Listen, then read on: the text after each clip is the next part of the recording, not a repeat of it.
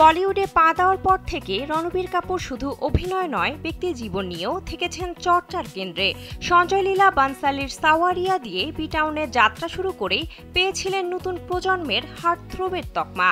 তবে তার সঙ্গে জুড়ে যায় প্লেবয় ট্যাগও। একের পর এক সম্পর্ক, গসিপ আর রোম্যান্টিক লিঙ্ক আপে নাম উঠায় সে সময় শিরোনামে থাকতেন এই অভিনেতা। তবে এ বিষয়ে ভিন্ন কথা জানালেন রণবীরের মা নিতু কাপুর। ওয়ালটন এখন দেশের সীমানা পেরিয়ে পৌঁছে গিয়েছে 50টিরও বেশি দেশে। ওয়ালটন, ঘরে ঘরে, বিশ্বজুড়ে।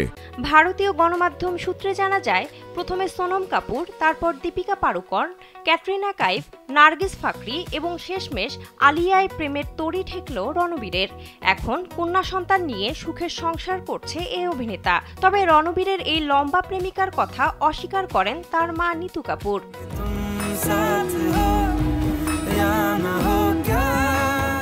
ভারতীয় গণমাধ্যমকে দেওয়া এক সাক্ষাৎকারে নিতু কাপুর বলেন, রণবীরের ছিল একটাই প্রেমিকা, তার নাম দীপিকা পাড়ুকোন। নিতুর এ কথা গুঞ্জন নয়, বরং সাক্ষাৎকারে নিতু জানিয়েছিলেন এমনটাই।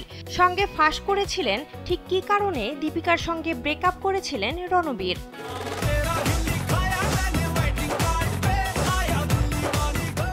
রণবীরের সঙ্গে ব্রেকআপ হওয়ার পর দীপিকা এক সাক্ষাৎকারে জানিয়েছিলেন, সেই সম্পর্কে রণবীর নাকি মোটেই সিরিয়াস ছিলেন না, উল্টো তাকে ঠকিয়েছিলেন। দীপিকার এই কথাকে একেবারেই ফুদিয়ে উড়িয়ে দেন রণবীরের মা নিতু কাপুর।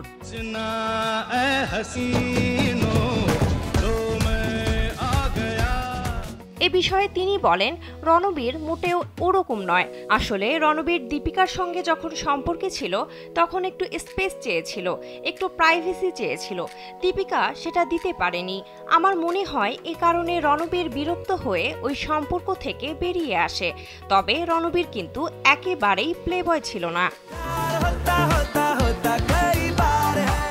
বর্তমানে রণবীর ও আলিয়া দুজনই লাভ অ্যান্ড ওয়ার ছবির অভিনয় নিয়ে ব্যস্ত সময় পার করছেন। সঞ্জয় লীলা বানসালির পরিচালনায় নির্মিত এই সিনেমায় রণবীর আলিয়ার পাশাপাশি অভিনয় করেছেন ভিকি কৌশল, মৌনি রায় সহ আরও অনেকে।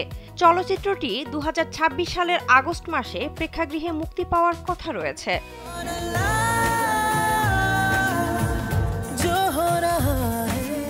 বিনোদন ডেস্ক, কালবেলা।